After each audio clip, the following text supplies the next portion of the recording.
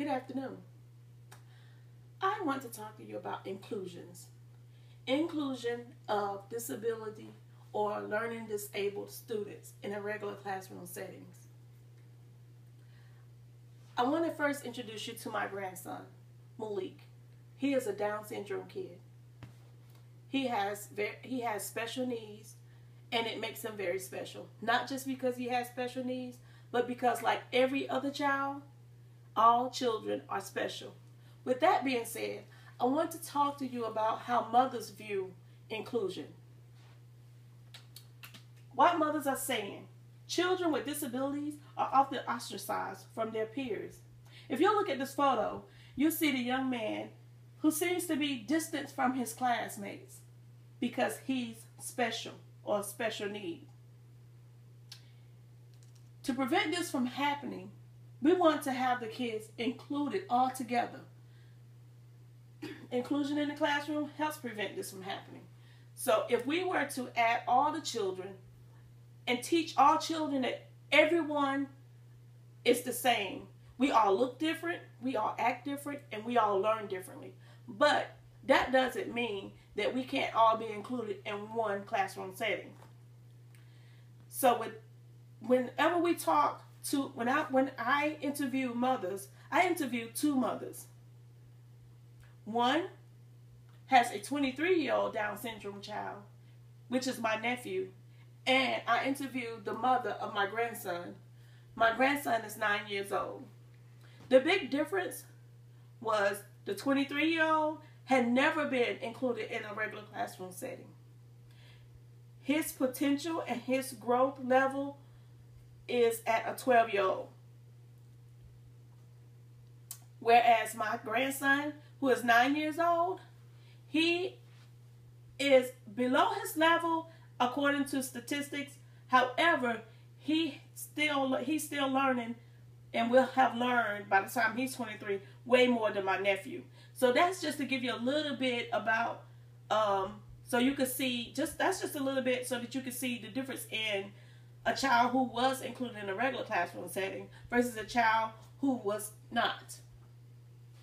So we're going to also talk about what the law has to say about including children in regular classroom settings.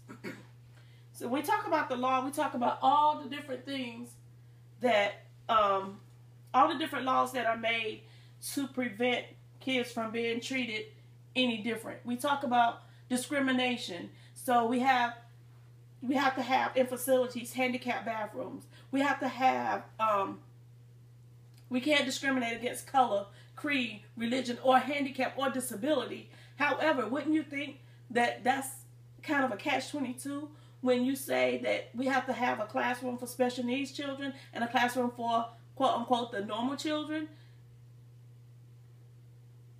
These laws can be changed at any time. Congress can go and change these laws, and it may work for the better or it may work for the best. But why don't we just change the law so that all people are treated equally, just as we were created equally? That's all I'm saying. Inclusion is beautiful. No child left behind. That's something Congress came up with. No child left behind. Does that mean that that child has to be normal not to be left behind? Or should we treat all children the same so that that means no child is left behind?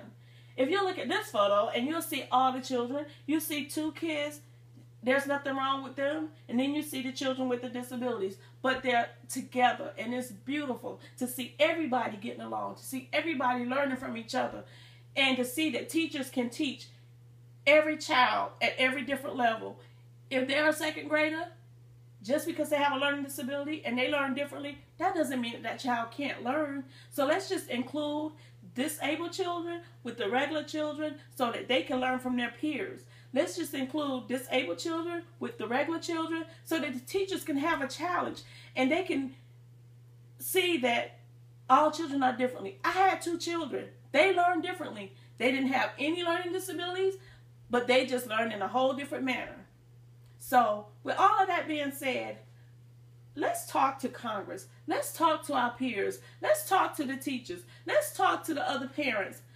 let's stress how important it is that all children are created, and all children that are created equally are treated equally.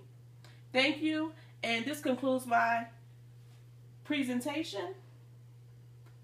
And I just want to give contributions to the Learner Diversity and Lindsay and Jessica Howard and Dion Lawford.